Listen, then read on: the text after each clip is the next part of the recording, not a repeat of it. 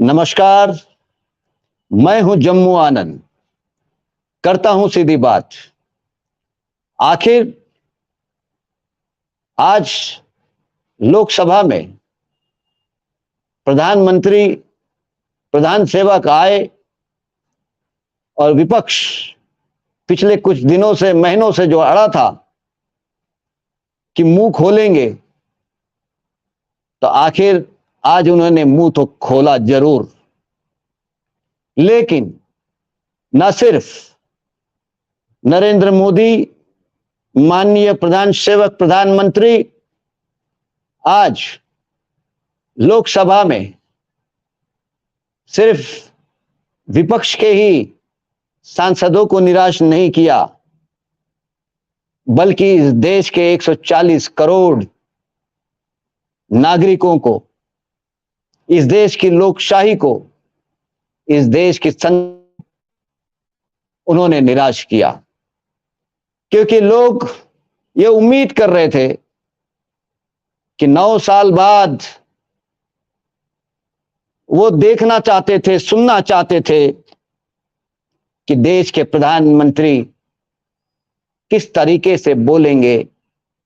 वो उम्मीद लगाए बैठे थे कि 9 साल में बहुत कुछ शायद प्रधान सेवक में परिवर्तन आया होगा, उनका स्तर, विचारों का स्तर बड़ा होगा और देश और दुनिया की सबसे बड़ी लोकशाही का देश का प्रधानमंत्री जब बोलेगा तो देश के नागरिकों को विचार करने के लिए, चिंता करने के लिए कहीं ना कहीं वो प्रेरित कर पाएंगे, बाध्य कर पाएंगे। क्योंकि किसी भी देश के प्रधानमंत्री या राष्ट्रपति ये एक आदर्श होते हैं। लोग बच्चों से लेकर, नौजवानों से लेकर बुजुर्गों तक किसी भी देश के मुखिया की तरफ एक आदर्श और अपेक्षा की नजर से देखते हैं। उनको लगता है कि देश के प्रधानमंत्री से हम कुछ प्रेरित हो सकते हैं, प्रेरणा ले सकते हैं, कुछ विचार उनसे ले सकते हैं, अपने विचारों को बदल सकते हैं, अपने विचारों को चालना दे सकते हैं। लेकिन 9 साल बाद भी देश के प्रधानमंत्री का स्तर ज्यों का त्यों ही रह गया है। शायद देश के ये प्रधान सेवक चुटकुलों को, डायलॉगबाजी को ये साध्य मानते हैं, ये अंतिम मानते हैं। आज नरेंद्र मोदी ने एक सुनहरा अवसर अपने हाथ से खो दिया। वो चाहे तो आज वो साबित कर सकते थे कि सही मायने में उनकी क्षमता है विश्व गुरु बनने की। उनके सोच में, उनकी भाषा में, उनके तर्क में, उनके चिंतन में वो स्तर है कि जहां लोगों को सोचने के लिए मजबूर कर देते हैं, जहां बुद्धिजीवियों को भी सोचने के लिए मजबूर कर देते हैं। लेकिन दुर्भाग्य है इस देश का कि एक ऐसा प्रधानमंत्री है जो देश के मुद्दों पर कुछ नहीं बोलता। दुर्भाग्य इस देश का एक ऐसा प्रधानमंत्री है जो इस देश के किसी भी, इस समाज के किसी भी घटक को वो एड्रेस नहीं करना चाहता। दुर्भाग्य इस देश का एक ऐसा प्रधानमंत्री है जो इस देश के अर्थव्यवस्था पर नहीं बोलना चाहता है। और जब देश का प्रधानमंत्री नहीं बोलना चाहता हो तो फिर समाज में भी देश के सवालों पे चर्चा होना फिर एक उम्मीद बन के रह जाती है। आज लोग उम्मीद कर रहे थे कि प्रधानमंत्री इसका पूरा फायदा उठाएंगे और फिर क्या क्या उनकी उपलब्धियां हैं उनको गिनाएंगे वो, लेकिन देश के प्रधानमंत्री अपने आप को बौना बनने में गौरवान्वित महसूस करते हैं। इसलिए आज देश के प्रधानमंत्री ने एक भी उपलब्धि उन्होंने गिनाई नहीं। समाज के किसी घटक के बारे में उन्होंने चर्चा की नहीं। उलट बोलते बोलते उन्होंने कहा है कि हमने इस देश के नौजवानों को एक भ्रष्टाचार मुक्त सरकार दिए हैं। ये है इस देश के प्रधानमंत्री, प्रधान सेवक नरेंद्र मोदी की सरकार की उपलब्धि।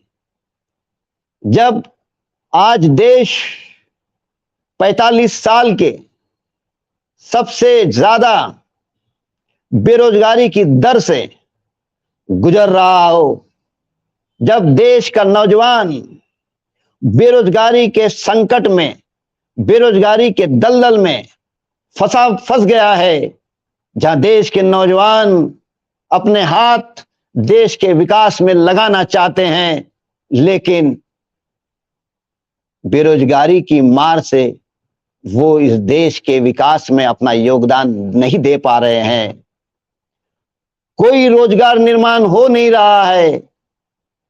इस देश के बेरोजगारों के हिस्से में, नौजवानों के हिस्से में बेरोजगारी और निराशा की भेंट ये सरकार देते चली आई है। लेकिन प्रधान सेवक जब आज अविश्वास प्रस्ताव का जवाब देने के लिए उठे हैं, तो उन्होंने एक उपलब्धि जो गिनाने की कोशिश की है, वो उपलब्धि ये है कि हिंदुस्तान के नौजवानों को मोदी सरकार ने एक भ्रष्टाचार मुक्त 9 साल का शासन दिया है। मोदी जी, इस देश के नौजवानों को रोजगार चाहिए। मोदी जी, इस देश के नौजवानों के हाथों को काम चाहिए। मोदी जी, इस देश का नौजवान इस देश के विकास की प्रक्रिया में अपना योगदान देना चाहता है। आप उसकी भावनाओं के साथ, उसके इस बेरोजगारी की अवस्था के साथ, इस देश के नौजवानों के निराशा के साथ, देश के नौजवानों के उदासीनता के साथ कम से कम संसद के पटल से तो मत खेला करो। अगर आप ये आंकड़े गिना देते आज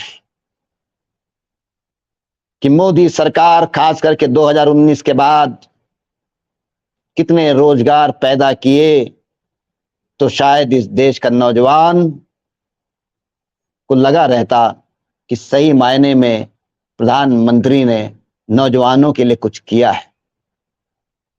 आज का पूरा भाषण एक फुवड़पन से ज्यादा कुछ नहीं था।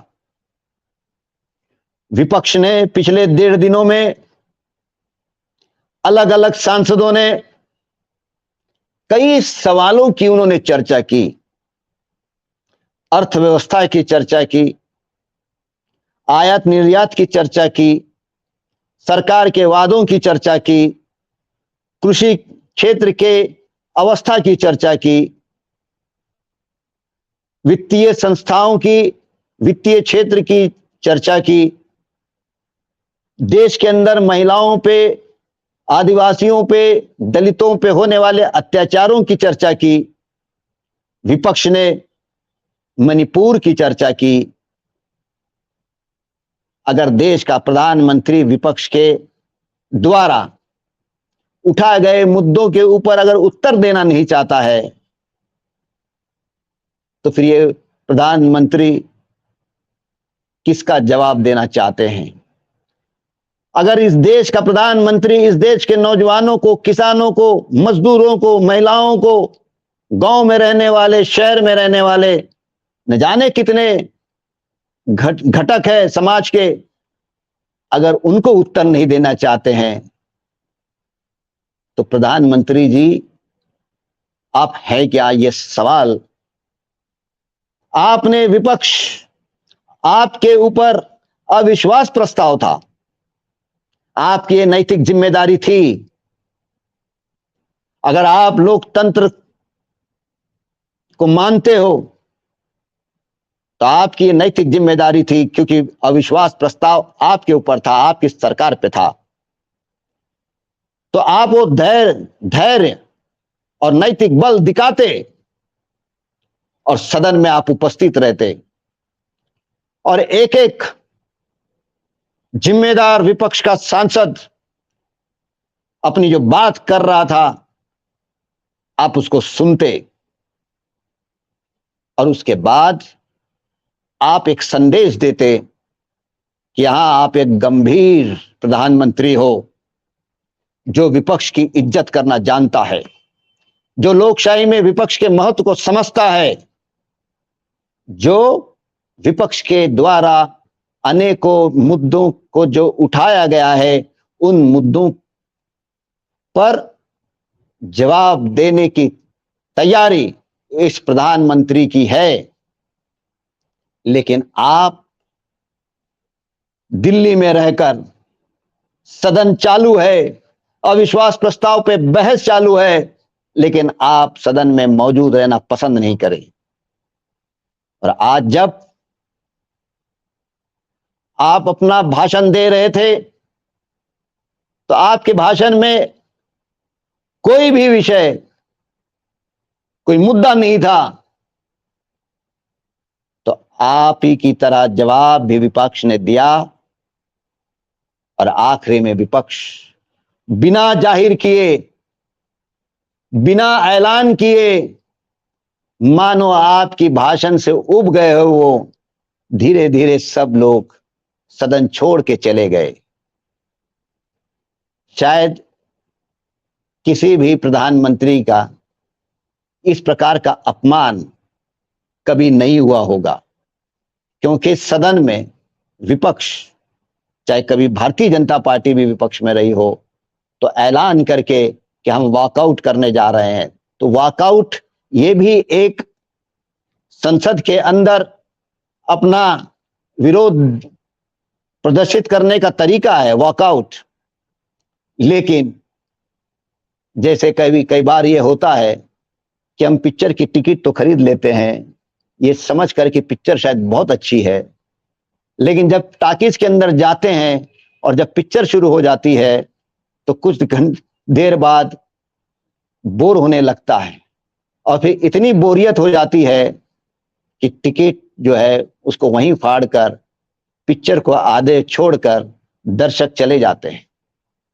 ठीक वैसे ही नजारा आज लोकसभा में था कि बिना वॉकआउट की घोषणा किए विपक्ष जिस तरीके से सदन से चले गया, ठीक उसी तरीके से चले गया जैसे एक हिंदी पिक्चर की बोरियत सहन शक्ति के बाहर चले गई और लोग पिक्चर खत्म होने के पहले चले गए। प्रधानमंत्री जी, आपका पिक्चर अब बोर होने लगा है। आज विपक्ष ने साफ कह दिया है कि नरेंद्र मोदी की पिक्चर अब बोर होने लगी है। प्रधानमंत्री आज जिसको कहते हैं लोगों को निराश किए, उन्होंने इस देशवासियों की अपेक्षाओं को उन्होंने भंग किया है, तार तार किया है। और 2024 के पहले नरेंद्र मोदी जो है उन्होंने अपनी सीमाओं को भी उजागर कर दिया है कि अब बेवकूफ बनाने के लिए भी उनके पास कुछ नहीं बचा है। आज के लिए बस इतना ही। कल फिर किसी और मुद्दे के साथ जरूर मिलेंगे। तब तक के लिए धन्यवाद।